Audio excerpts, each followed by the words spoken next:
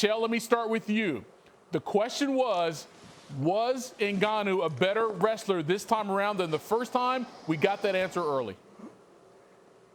Listen, I got to pick on Stipe for one thing and one thing only, which is when he got to that single leg, he did everything wrong. I mean, if I'm going to be critical, he should have gone down and to the right. Instead, he went up and to the left. He tried to take on the bigger man. Now, I got to give Ngannou, he stood his ground. He got his leg back. He even went for a takedown of his own. So we had that question answered, but I can't help but see that position. And, of course, juxtapose what I imagine John Jones would have done with that leg. I think Stipe made one mistake tonight, and it was with that shot.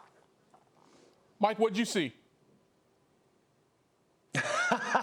I saw Chael and I become absolute fools because we both picked Stipe Miocic to win, of course. We thought he was going to get out in the first round. We thought he was going to out-wrestle him. But, of course, as I say, Ngannou made us look both stupid. And you know what? Looking at that fight, it is bizarre that we picked against Ngannou. But the reason being, I mean, we saw, you said it yourself there, the wrestling defense. He was able to stop that takedown. The first time around, he wasn't. And therefore, he was able to stay on the feet and go to work with those heavy, heavy hands. And listen, there's not a man alive that can take those punches. You saw it was just a jab that he dropped him with, an advancing jab at that. But still, I mean, my word, Francis Ngannou, he's in control of this sport, and I am excited for the future.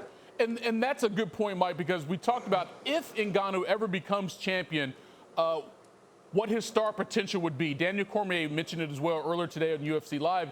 Chael, now that he has the belt and he has that knockout power that we love from combat sports that made Mike Tyson such a huge star in boxing because of that ability, what do you see as the future for Francis Ngannou here short term?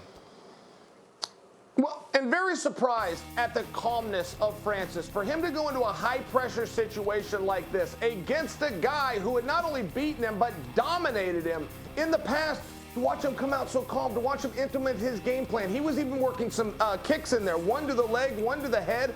He had an immense amount of power. And to have that power when you got the big, beautiful muscles like Francis, you got to be calm. You got to know when to pick your spots, when to take your breath. And Stipe was playing a very good game. Stipe was moving left, moving right. It looked like Stipe was just trying to burn up some minutes. Francis played that game with him, stayed composed, got in those scrambles when he needed to, still had that power when it was time. Listen, this was impressive. Ngannou was a very unsophisticated #1 contender, but I must tell you, he's improved. He's a pretty sophisticated champion. Well, Mike, that's what I was going to go to you next. We wanted to see how much, or if at all, he had improved from the first time he fought Miocic 3 years ago, despite those 4 straight first-round knockouts. Clearly he has. I guess the question going forward, how much better can he get?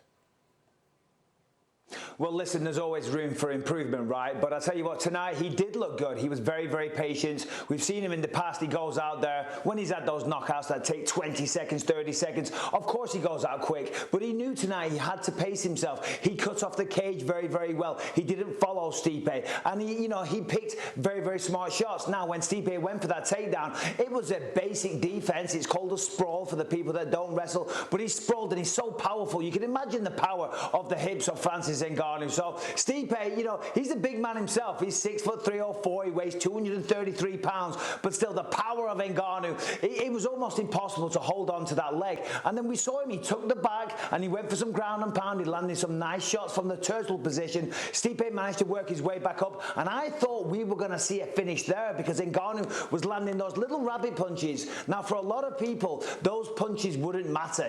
They're more bothersome than potentially knockout shots. But when you're dealing with Francis, even just those little digs, they can put you to sleep. And you saw the look on Stipe Miocic's face. He kind of looked a little dazed, he looked a little confused, and he definitely looked concerned, and for good reason.